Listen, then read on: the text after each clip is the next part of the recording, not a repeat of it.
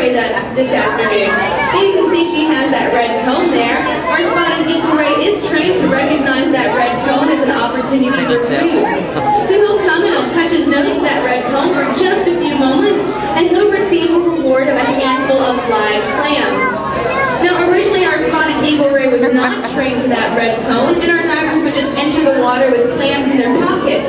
But whenever we had divers enter the water, whether it was for a fish feed or for tank maintenance, our spotted eagle ray would come and they'd start pulling on their mask or on the regulator saying, "Hey, where are my clams?" And of course our divers didn't always have clams with them, so instead we trained him to that red cone. And now our eagle ray recognizes the red cone and not the diver for the opportunity for food. Now if you all have any questions, I just ask that you hold them until the end and then I'll be happy to answer them. Now it looks like we're just about to start our broadcast feed. We'd like to play a game called Spot the Disney Diver, and you'll see why as our diver swims across this front window. He'll be surrounded by about 2 thousand fish. He's trailing out a mixture of food behind him, which includes giant clams, shrimp, krill, frozen green pea, and vitamin gels. We go through about 200 pounds of food every day here in the seas, and we do go through quite a variety of food. Of course, all that food in the broadcast feed is included, those frozen green peas, peas, squash. We also give whole live clams, salmon, steaks, and different fillets of fish. Now, if you look directly behind me, you'll be able to see our loggerhead sea turtle as he goes to the surface for air. Of course, sea turtles do have to come to the surface to breathe.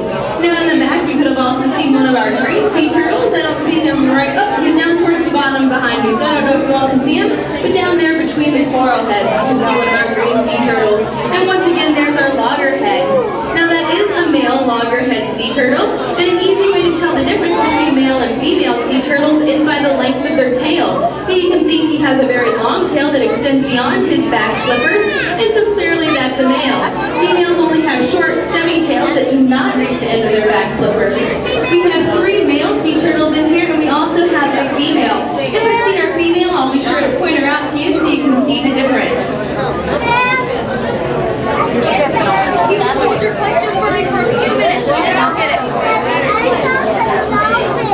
Awesome, that's great.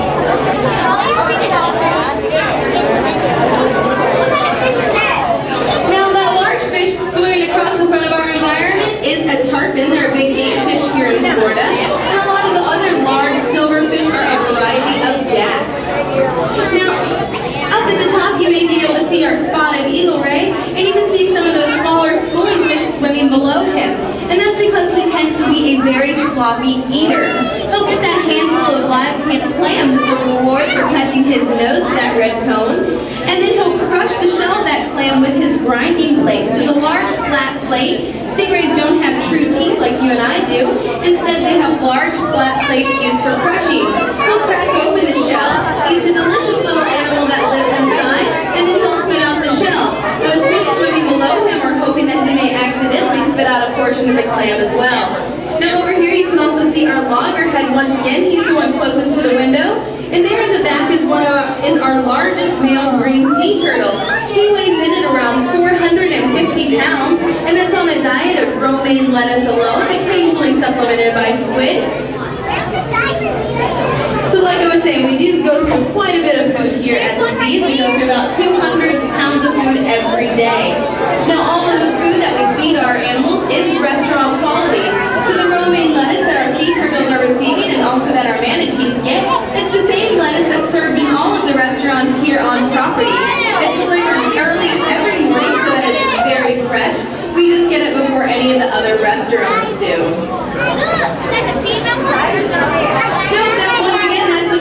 Because his tail goes far beyond his back flippers. Females just have a short, stubby tail.